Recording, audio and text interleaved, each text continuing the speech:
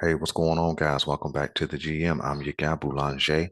Man, and up next, um, this is a two-part video concerning what the Baltimore need to happen, you know, in order to salvage the 2023 season, but to get back to a place of competitiveness in 2024.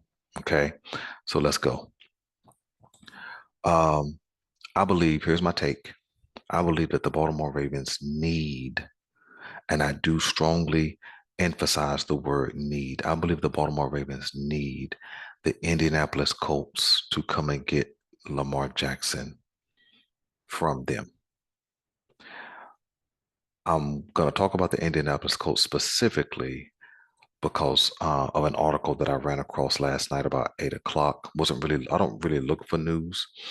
I just like to read stuff that pop out to me. And so this article had a headline that went something along the lines of the Indianapolis Colts emerge as a team that could pursue Lamar Jackson or something along those lines. Some of you may have read that as well. And the more I thought about it, the more I thought, man, that may be a good idea. And here's why. Okay. I think that the Baltimore Ravens organization and Lamar Jackson, I think that they've fallen out of love. Okay. Um, if you were trying to marry your girlfriend or your boyfriend for 2 years and it never happened, it's probably not going to happen. You understand what I'm saying? The Baltimore Ravens and Lamar Jackson have been trying to get married for 2 years now. And in a dating relationship or engagement relationship, the complaint would be the ring's not big enough. It would be, well, you're not treating me like everybody else is treating me. Uh, or uh, you're not giving me enough. You need to give me more. You need to be better. You need to do more, right? And you could apply those statements to both sides, the organization side and the Lamar Jackson side. Now, I love the Ravens and have so since 1996, but I also love Lamar. Um, one for what he brings to the table, just as a person, but then two for the character he displays on and off the field. On the field, you can flat out see that he's a competitor, wants to win at all costs. And then off the field, man, he kind of does his own thing, minds his business, not really in the limelight. You know what I'm saying? You don't really hear about him uh in a lot of trouble. He don't have no 5 or 6 baby mamas and just a solid dude. And so I can get with that, right? Not this is no implying that he's perfect by no means, but I'm just saying I can get with that. Okay. And so that's why I love them both. And I'm gonna root for them both. But I think it's better suited if we root for them separately. I think no matter what happens, whether he plays this year on the non-exclusive tag, whether they get a long-term deal done, I think both of those scenarios, Lamar Jackson will be doing it reluctantly. Reluctantly because it's taken 2 years, reluctantly because uh, there's been a lot of defaming his character and his acumen and his approach to a new contract, not having an agent, his mom being his representation, so on and so forth. And then just to flat out, you know what I'm saying, you didn't see what you had in me. And so you devalued my price, right? And so I don't think you get past that.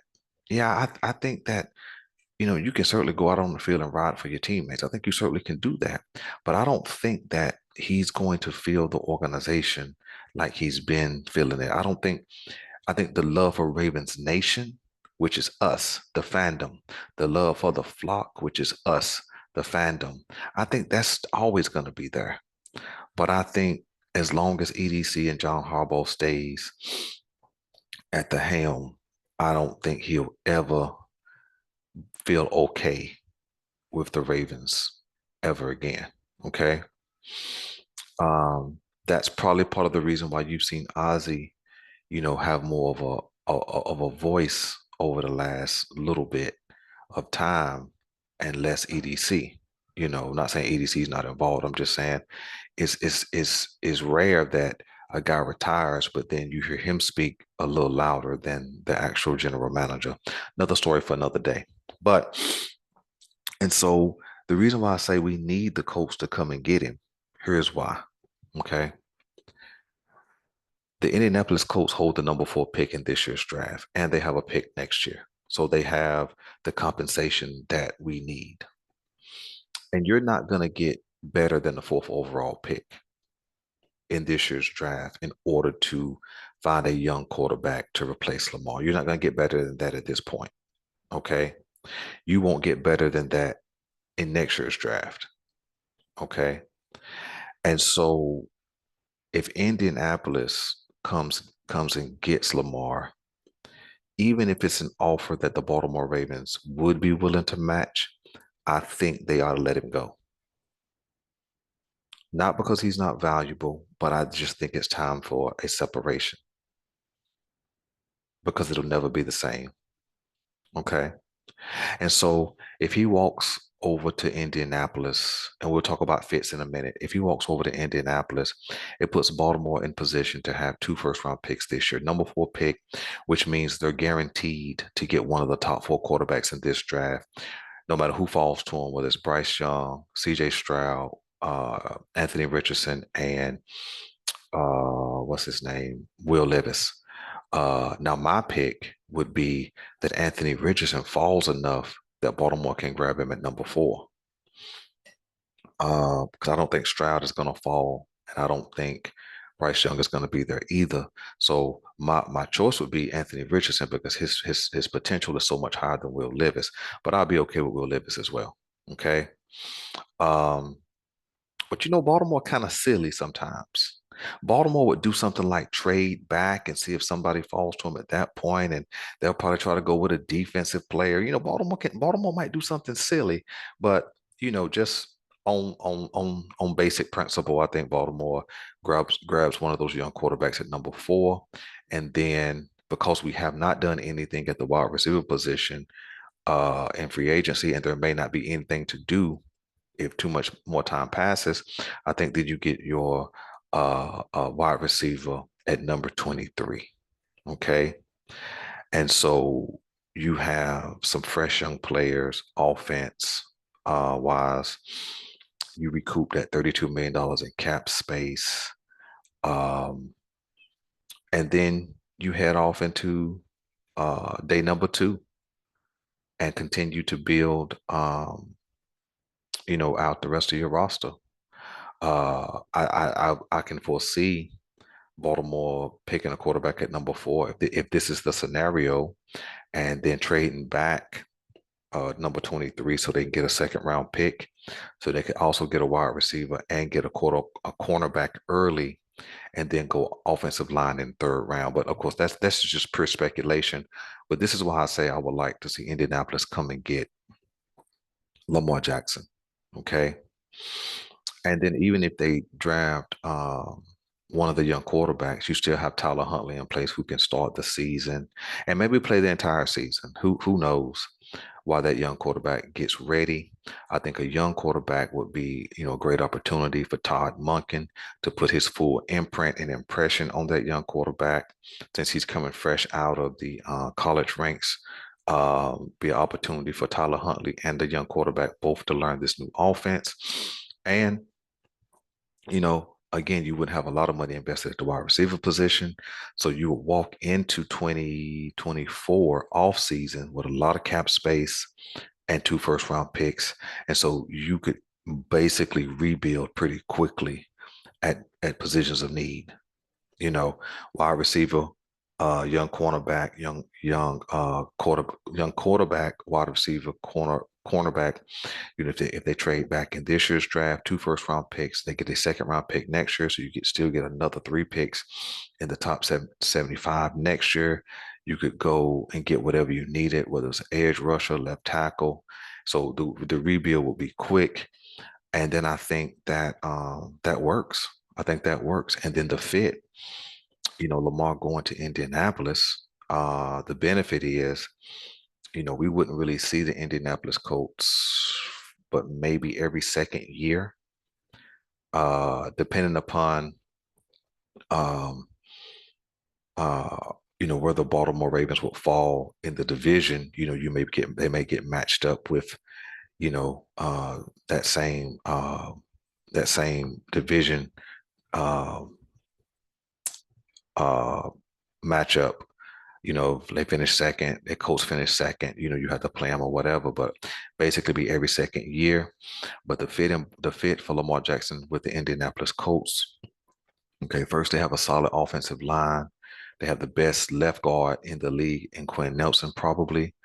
Um, they got young talent at wide receiver, not great talent, but young talent at wide receiver. They probably got a top 3 running back in Jonathan Taylor. And with Lamar Jackson, that adds some potency to that running game. Even if he don't run, the threat of him running makes that run game more potent. And then they have a solid defensive front um, 7. And so I think that Lamar could find success over there, especially if he could settle in to a nice running game. They can add a couple of veterans at wide receiver. Uh, and the Indianapolis Colts could rule the AFC South, fighting against Jacksonville for the next several years.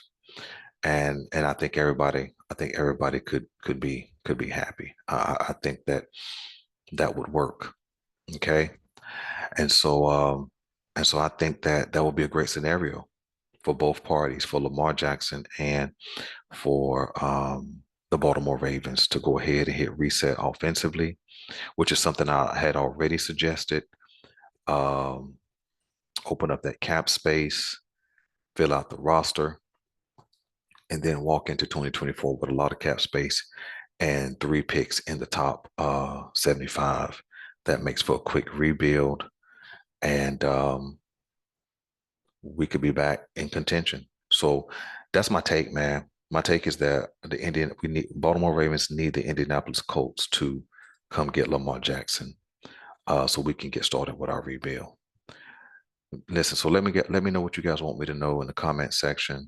Hit like, hit subscribe, hit share, hit the notification bell so you can get updated information as we put these videos out.